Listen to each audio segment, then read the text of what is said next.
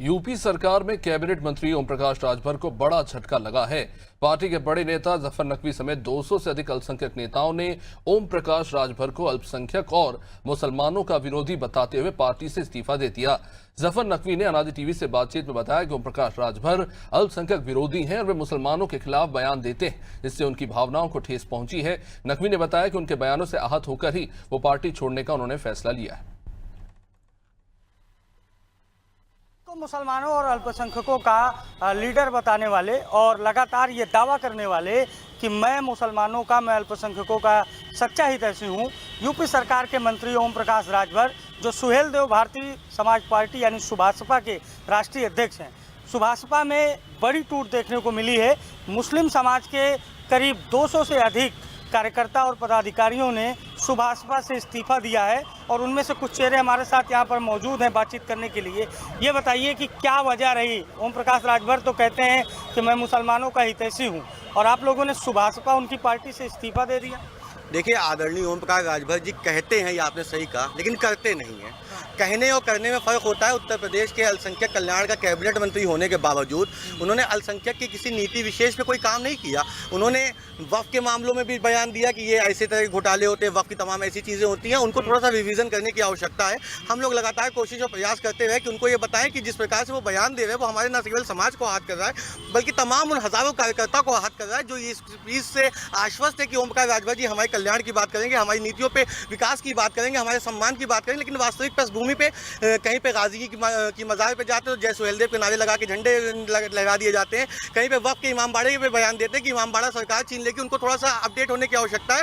उत्तर प्रदेश के जो बड़े इमामबाड़े, छोटे इमामबाड़े को जिसको वो छीनने की बात करें, वो पहले से प्रशासन के पास है। हुसैनाबाद ट्रस्ट उसको मॉनिटर करता है और कलेक्टर उसका स्वयं जो है संचालक करता है। तो इस प्रकार की तमाम चीज़ों को उनको पहले रिविजन करना चाहिए। आपकी बात हुई तो उनसे कि आप गलत हैं अपने एजेंडे पर, जो आपने हमसे कह के वादा किया था उसको आप पूरा नहीं कर रहे हैं? देखिए, मैं तमाम पत्रावली के माध्यम से भी, मैं प्रदेश के टॉप 3 पोस्ट पे बैठा था और डिसीजन मेकर की पोस्ट पे होने के बावजूद अगर मैं अपनी बातों और संवाद के जरिए उनसे बात करने की कोशिश की, वो हम गरीबों को समय कहाँ देते। उनको तो अल्पसंख्यक कल्याण मंत्रालय मिल गया, हूटर कायदे से बज रहा है, पीछे सिक्योरिटी चल रही, पीछे पुलिस चल रही है, वो उसी में आजकल खुश है। और बात उनको करना सिर्फ अपने समाज के कल्याण की, बात उनको करना सिर्फ अपने समाज विशेष के उद्धार की, बात करना है बेटों को मंत्री कैसे बनाया जाए, बेटों को विधायक कैसे बनाया जाए, अपने समाज के विधायक और सांसद कैसे तैयार किया जाए। लेकिन वो इस मुसलमानों के साथ, क्योंकि जब पूर्वांचल जीते थे तो इन्हीं मुसलमानों के वोट पे ही जीते थे, लेकिन आज सबसे बड़ा उनका दुश्मन मुसलमान है। उनके इस समय सबसे जो है कुठाराघात करने के लिए जो व्यक्ति दिखता है वो मुसलमान दिखता है। कुछ भी हो, मदरसों की बात करनी, मदरसों में आपने अभी नोटबंदी वाली बात की, मदरसों की नोटबंदी की आप बातें कर रहे हैं। सोचकर आप जुड़े थे सुभासपा में या ओम प्रकाश राजभर? देखिए, ओम प्रकाश राजभर जी जब बात करते तो बड़ा अच्छा लगता था। मैं भारतीय जनता पार्टी में एक सम्मानित पद पे था, अवध की टीम में भी था और मैं बतौर सह मीडिया प्रभारी अपना संचालन कर रहा था। जो ओम प्रकाश राजभर जी मंत्री बने, मुझे बड़ा यकीन हुआ, बड़ा विश्वास हुआ कि ये व्यक्ति देखिए हमारे समाज की बात करें, सैयद शेख पठान फकीर की बात करने लगा। अब हमारे समाज का कल्याण, वास्तविक कल्याण एक ऐसा व्यक्ति करेगा जो प्रखर है, जो मुद्दों पे बात करता है, जो मुद्दों को एकदम सामने से रखता है और मुद्दों पे स्टैंड लेता है। लेकिन जिस दिन से मंत्री बने, भाई साहब ने मुसलमान का मीम भूल गए, मुसलमान इनको आक्रांता दिखने लगा, मुसलमान इनको आतंकवादी दिखने लगा, मुसलमान इनको देशद्रोही दिखने लगा, मुसलमान इनको तमाम उस चीज़ों में दिखने लगा जिसपे के लिए मुसलमान को कभी ये मुसलमानों के रहबर रहनुमा बनते थे। लेकिन मंत्रालय मिलने के बाद सिर्फ बेटा नजर आता है, बेटे को कैसे सुरक्षा मिलनी है, उनको कैसे Z+ सिक्योरिटी मिल जाए, कार्यकर्ताओं से लेटर दिलवाते हैं। अरे आपको Z+ सिक्योरिटी की आवश्यकता नहीं, आपको पर्याप्त सुरक्षा मिली हुई है, पर्याप्त आपके पास मंत्रालय, आप राजस्व क्या जो हमारे साथ से जो आपको राज संपत्ति से मिल रहा है कि समाज के कल्याण की बात करनी है, अब समाज के कल्याण की बात नहीं। आप वापस जाएंगे बीजेपी में जहां से आप आए थे? देखिए, मैं बीजेपी में नहीं जाऊंगा, मैं एनडीए के घटक दल राष्ट्रीय क्रांतिकारी समाजवादी पार्टी, जो कि 2022 में 51 छोटे छोटे दलों के साथ भाजपा को समर्थन दिया था, मैं उस पार्टी के राष्ट्रीय नेतृत्व को संभालने की कोशिश करूंगा और अपने तमाम लोगों के साथ 20,000 लोग हैं लगभग हमारे पास, हल्के में मत लीजिएगा ओम प्रकाश राजभर जी, जाफर नकवी को 20,000 कार्यकर्ता 1 महीने के अंदर इसी राष्ट्रीय क्रांतिकारी समाजवादी पार्टी का हिस्सा बनेगा और आपकी नीयत और आपकी नीति को देश के बीच में पहुंचाने का काम करेगा। तो ये जो आपके साथी कह रहे हैं जाफर नकवी जी कि बड़ा शोषण हुआ विचारों का, और जो विचार आप लोग लेकर गए थे, जिस विचार को प्रभावित होकर सुभासपा यानी ओम प्रकाश राजभर की पार्टी ज्वाइन की थी, वो विचार पूरे नहीं हुए, उन विचारों के खिलाफ ओपी राजभर बात करते हैं, आप क्या कहेंगे? देखिए, मैं आपको सबसे पहले बता दूं, मेरा नाम मेहंदी रजा है और मैं प्रदेश उपाध्यक्ष और मीडिया प्रभारी के पद पे था सुभासपा में। जिन विचारों को लेके या जिन नीतियों को लेके हम ओम प्रकाश राजभर जी से जुड़े थे, सबसे पहले आपको बता दूं, अल्पसंख्यक प्रकोष्ठ को ही आप कभी देखिए, अल्पसंख्यक प्रकोष्ठ का आप तमाम चीज़ों को देखिए, आप सुभासपा के पेज पे ही अल्पसंख्यक प्रकोष्ठ की मौजूदगी नहीं देखेंगे।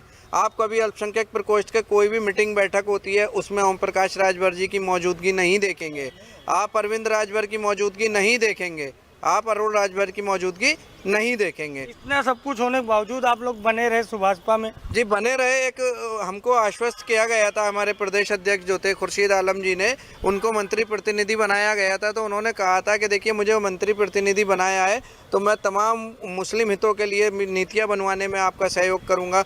लेकिन उसके बाद लगातार जिस तरीके से ओम प्रकाश राजभर जी ने बयान देने शुरू किए बड़े इमामबाड़े को लेके कि हम इसको सरकार के अधीन कर लेंगे, किस चीज़ को सरकार के अधीन कर लेंगे, वो चीज़ तो एक ज़माने से सरकार के अधीन है। मतलब वक्फ संशोधन विधेयक और ये जो गाजी विवाद था, इन सभी मुद्दों पर आप मतलब असहमत हैं? जी बिल्कुल, इन्हीं मुद्दों को लेके हमारी असहमति बनी हुई। उसके बाद हमने लगातार राष्ट्रीय नेतृत्व से बात करने की कोशिश की, मुद्दों को सुलझाने की कोशिश की, लेकिन राष्ट्रीय नेतृत्व ने हमारी नहीं सुनी। तो क्या कितना राजनीतिक नुकसान पहुंचाएंगे राजभर को? देखिए राजनीतिक नुकसान की तो कोई बात ही नहीं है। हमारी जो स्ट्रेंथ थी, हमने ही अल्पसंख्यक प्रकोष्ठ को खड़ा किया था और हम ही उसको अब गिरा दिए हैं। तो हम ही ने अल्पसंख्यक प्रकोष्ठ बनाया था और हम ही अल्पसंख्यक प्रकोष्ठ को खत्म करेंगे। ये सुभाषपा के अल्पसंख्यक प्रकोष्ठ के वो तमाम बड़े चेहरे हैं जो मुसलमानों को ओम प्रकाश राजभर से जोड़ने का प्रयास कर रहे थे, लेकिन अब ये नाखुश हैं क्योंकि इनका कहना है कि जिस तरह से सुहेल देव और गाजी सलार गाजी का विवाद हुआ या इसके बाद वक्फ संशोधन विधेयक हुआ, ओम प्रकाश राजभर की विचारधारा और भाषा शैली से ये काफ़ी आहत हैं और इन्होंने सैकड़ों की संख्या में सुभाषपा से इस्तीफा दिया। सहयोगी शिवांशु के साथ अभिषेक शर्मा, अनादि टीवी, लखनऊ।